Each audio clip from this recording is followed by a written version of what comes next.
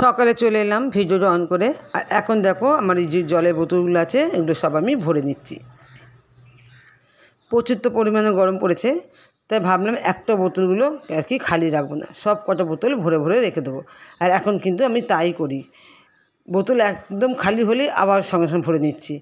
আর কী বলে তো, মানে ভরা বোতল থাকলে না খেতে একটা সুবিধা। মানে আমরা তো বেশিরভাগ আমার পরিবারের মানুষগুলো এদের কী বলতো, ভরা বোতল থাকলে তবে কিন্তু টুক করে জলটা খেয়ে নেয়। আর তা নাহলে ওই ভরে খাবে সেইটা কিন্তু এদের মধ্যে আবার নেই। মানে জল খেতে গেলে অনেক একটু অরুচি ভাব আছে, তাই না? তো সেই জন্যই বললাম কথাটা, ওই জন্য আর কি ভরে ভরে রেখে দিচ্ছি। আর এখন হচ্ছে বালতিটা খালি করে নিলাম, তোমার দাদা জল আনবে। তো 8টা বাজে, 8টা 15 তোমার দাদা গেছিলো জল আনতে।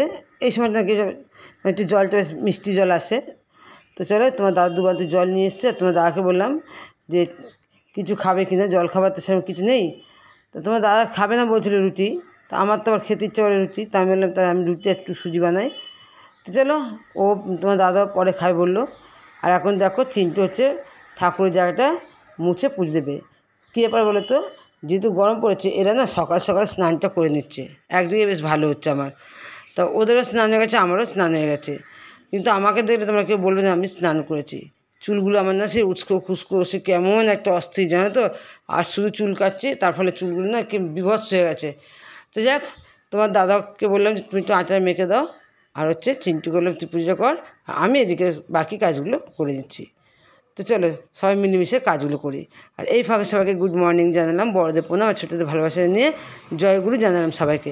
আর মমতা চিন্টু ব্লগে আমি সবাইকে স্বাগতম জানালাম। তো চলো নতুন একটা ব্লগ নিয়ে চলে এলাম তোমাদের কাছে। তো আমি এখন ঘরটা মুছে নিচ্ছি, কারণ চিন্টু দিকে পুজো দেবে। আর আমি বললাম তাহলে তুই পুজো দিয়ে দে, সকাল সকাল পুজো দিয়ে দিলে একটা আমার সুবিধা। আর হচ্ছে আমি ঘরটা মুছে দিই ঝটপট করে। তো চলো ঘরটা আমি মুছে দিচ্ছি। আর এদিকে দেখো তোমার দাদা আর চিন্টু হচ্ছে সূর্য দেবতাকে জল দিতে এসছে, তা আমি একটু ভিডিও করেছি। আর যা রোদের তাপ সত্যি কিন্তু মানে ছাদ মানে আগুনের মতো। তো ওরা কোনোরকম আর কি জলটা দিয়ে নিচের দিকে নেমে এলো। আর এই ফাঁকে বলি তোমরা কেউ স্কিপ করে ভিডিও দেখো না, ফুল ওয়াচ করে, আশা করি ভিডিওটা ভালো লাগবে। অবশ্যই বন্ধুরা তোমরা একটু লাইক দিয়ে দেখা শুরু করো, কারণ তোমাদের একটা লাইক একটা কমেন্ট কিন্তু আমার কাছে খুব গুরুত্বপূর্ণ। কেননা তোমাদের ভিডিও কমেন্ট লাইক হচ্ছে আমাকে কিন্তু একটা নতুন ভিডিও তৈরি করতে সাহায্য করবে বা আমাকে আগ্রহ বাড়াবে। তো এটাও কিন্তু এটা মানুষের কী বলতো বিশাল বড় একটা উপকার। তা তোমরা যখন আমরা বন্ধু হচ্ছ বা বন্ধু মনে করছো, অন্তত বন্ধু হয়ে হাত বাড়ি যখন তখন পুরোটাই নেওয়ানোর চেষ্টা করো, পাশে থাকার চেষ্টা করো এইভাবে। তো আমার নতুন পুরানো সবাইকে আমি আমার ধন্যবাদ জানাচ্ছি আমার ভিডিওটি দেখার জন্য। যারা আমার এতদিন সাথ দিয়েছে প্রথম থেকে, এবং আশা করি তারা প্রথম মানে শেষ অবধি আমাকে সাথ দেবে আমি যতদিন আর কি ভিডিও করব। তো তাদের কাছে চিরকৃতজ্ঞ। আবার যারা আমার নতুন বন্ধু হচ্ছ তাদেরকেও আমি একটু অনুরোধ জানাই, বন্ধুরা তোমরা মাঝে মাঝে অন্তত ভিডিওটা দেখো, একদম সাবস্ক্রাইব করে দিয়ে ছেড়ে দিও না, মাঝে মাঝে তোমরা ভিডিওটা দেখতে এসো, আশা করি ভালো লাগবে। আর দেখতে দেখতে তবেই কিন্তু ভালো লাগা হয়ে যায়। তো চলো, এদিকে আমাদের তো জল খাবার খাওয়া গেলো। এদিকে দেখো তোমার দাদা আর কি তস হইল না, ও কী বলতো মোটামুটি সকাল থেকে প্রিপারেশন একটা করে রাখে কী রান্না হবে, যখন ও মনে করবে ঘরে খাবে। তো চলো, আর না তো আমাদের বলে দেবে যে তোমরা কী খাবে, তোমাদের মতো করে নিও। তো তোমার দাদা দেখো টপ টপ করে কটা আম কেটে ফেললো। তো যাক, আমি অতগুলো আম দেবো না ডালে, কেননা টক হবে। আর এদিকে দেখো আমার শাশুড়ি মা কদিন ধরে বলছে আমাকে যে মমতা আমার চুলটা কেটে দে, চুলটা কেটে দে, চুলটা বড়ো হয়েছে। তোমরা দেখতেই পাচ্ছ কত বড় চুল হয়েছে। তো মানে কী বলো তো বন্ধুরা, আমার তো চুল কাটা কাঁচিটা নষ্ট হয়ে গেছে। তা আমি বললাম যে মা আমার তো চুল কাটা কাঁচি নষ্ট হয়েছে, আমার তো ওইটা হবে না। তো চিন্তা ভাবনা করে দেখলাম যে পরে যে সত্যি কিন্তু এতটাই কষ্ট পাচ্ছি গরমে। কিন্তু আমি আমার চুল থেকে বুঝতে পারি, আমি তোমাদের আগেই বলি সবসময় যে আমি আমাকে আগে কিন্তু অনুভব করি, তারপর কিন্তু আমি সেই সব জিনিসগুলো তোমার সঙ্গে শেয়ার করি। তা আমি ভাবলাম যে আমার যদি এত গরম লাগে, চিন্টু আজ চুল কেটে এসছে, তাহলে এই মানুষটার কতটা গরম লাগছে। তো চলো আমার কাপড় কাচা কাঁচি দিয়ে আমি চুলটা কেটে দিলাম। এখন আমি ঘরে চলে এসেছি, স্নান টান করে নিয়েছি। তো চলো, পুজো তো হয়ে গেছে। তা তোমার দাদা হচ্ছে সেই বাতাসা দিয়ে, পুজোর যে বাতাসা সেটা দিয়ে শরবত করেছে। আর এদেরকে দেখো চিন্টুকে পড়তে দিয়েছিলাম, তো কখন ঘুমিয়ে পড়েছে। তো যাক, ওকে ডাকলাম বাতাসের জল খাওয়ার জন্য, ও তো উঠলো না। আমি আর তোমার দাদা বাতাসের জলটা খেয়ে নিলাম। তো বন্ধুরা, যে পরিমাণে গরম পড়েছে আমরা বড়রাই নাজেহাল হয়ে যাচ্ছি, তো এইসব ছোটো ছোটো বাচ্চারা তো একটু এমনি নাজেহাল হবে।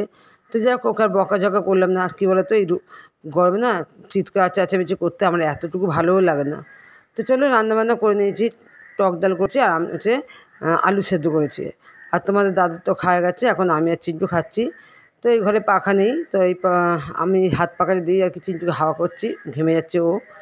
তো বন্ধুরা দেখো, সারাদিন এই গরমে মাথা ঠান্ডা করে পরিবারের সবাইকে নিয়ে এইভাবে সুখে থাকার চেষ্টা করি এবং সুখে রাখার চেষ্টা করি ওদেরকেও, আর হচ্ছে কাজগুলো গুছিয়ে করার চেষ্টা করি। তো চলো, এখন চলে এলাম একদম সন্ধেবেলায় ভিডিওটা অন করে। তো বন্ধুরা দেখো, দিনের বেলা কোনো রকম তো কাজগুলো করে নিই, কেন আমাকে তো দিনের বেলা কাজটা করতে হবে, দিনের বেলা কাজগুলো বেশি থাকে, দিনের বেলা কাজ ফেলে রাখলে হবে না। তো দেখো, দিনের বেলা কাজগুলো মাথা ঠান্ডা করে নিই, কিন্তু সন্ধে হলে বন্ধুরা আমি আর পারি না, আমার শরীর আর চলে না। কিসে জানো তো, গরমে, মানে আমার পরিশ্রমের দিক দিয়ে না, আমার গরমে শরীর পুরো ছেড়ে দিচ্ছে। আমি তো সন্ধে কোনো রকম দিয়েই মাত্র ছাদে চলে যাই, ছাদে গিয়ে ওই ঘন্টার পর ঘন্টা বসে থাকি। আর এতদিন তো চিন্টুকে পড়াতেই পারিনি, বিশ্বাস করে একদম পড়াতে পারিনি, একটু আধটু মানে হার্ডলি 10 মিনিট 15 মিনিট পড়িয়ে ছেড়ে দিচ্ছি। তো চলো, এখন এই হচ্ছে তোমার ল্যাম্পটা কিনে আনলাম, আশা করি পড়তে মানে এবার তো একটু পড়াতে পারবো। কিন্তু গরমের কাছে তো আমরা সবাই অসহায় না, পাখা মানে নাইট ল্যাম্প জ্বালালে কী হবে, কিন্তু মানে ঘরে তো গরম ভাব। তো যাই হোক, আমি এখন চিন্টুকে পড়াতে চলে এলাম পেঁয়াজি করতে।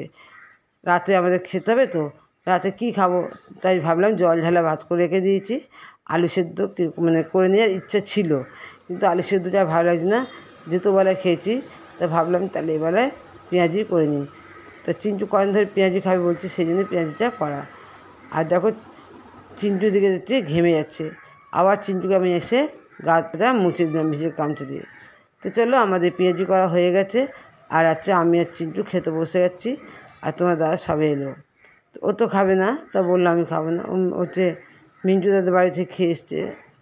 আর এখন দেখো, আমি গা ধুয়ে এলাম, চিন্টু গা ধুয়ে এসছে, চিন্টু দাদা স্নান করেছে, তো আমি গা ধুয়ে এসছি, এখন চিন্টুকে একটু পাউডার মাখিয়ে দিচ্ছি বেশ ভালো করে।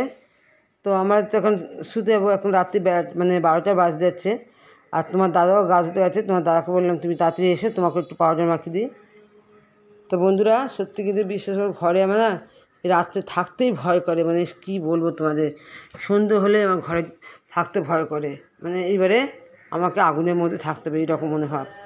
তো সারা গায়ে তো আমার মানে কী বলবো, ঘামাচি দাগ ঘামাচি হয়ে গেছে, মাথায় গায়ে মানে গলায় হাতে পায়ে সব জায়গায় তো ঘামাচি এমন বিভৎস, সারাদিন শুধু চুলকাচ্ছি।